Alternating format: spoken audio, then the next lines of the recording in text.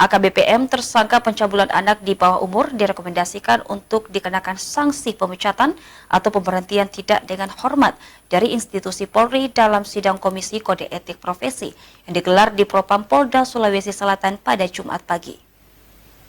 Sudah siap untuk dilaksanakan sidang KKEP?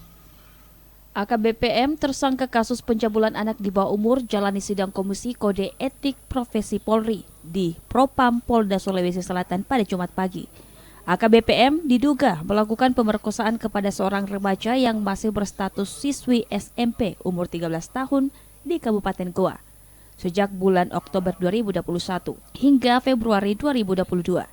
Ia diduga sering melakukan tindakan asusila tersebut selama korban bekerja sebagai asisten rumah tangga tersangka. Akibat perbuatannya, perwira di Polairut Sulawesi Selatan tersebut dijerat dengan Undang-Undang Nomor 35 Tahun 2014 tentang perubahan atas Undang-Undang Nomor 23 Tahun 2022 tentang perlindungan anak dan Pasal 7 Ayat 1 huruf B Peraturan Kapolri Nomor 14 Tahun 2011 tentang Kode Etik Profesi Polri.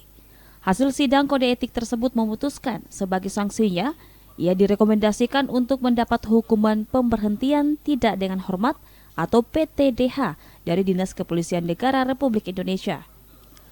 Kombes Pol Ai Afriyadi selaku Ketua Majelis Hakim Sidang Kode Etik mengatakan bahwa Polda Sulawesi Selatan hanya bisa merekomendasikan sanksi PTDH kepada AKBPM karena ia merupakan perwira pangkat menengah, sehingga keputusan diserahkan kepada Kapolri. Menjatuhkan sanksi berupa sanksi yang sifatnya tidak administratif berupa perilaku pelanggaran dinyatakan sebagai perbuatan tercela. Kemudian yang kedua, sanksi yang sifatnya administratif berupa direkomendasikan pemberhentian tidak dengan hormat atau PTDH dari Dinas Kepolisian Negara Republik Indonesia.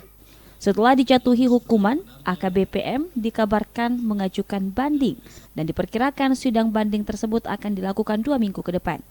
Fitri Hairunisa, Sulawesi TV.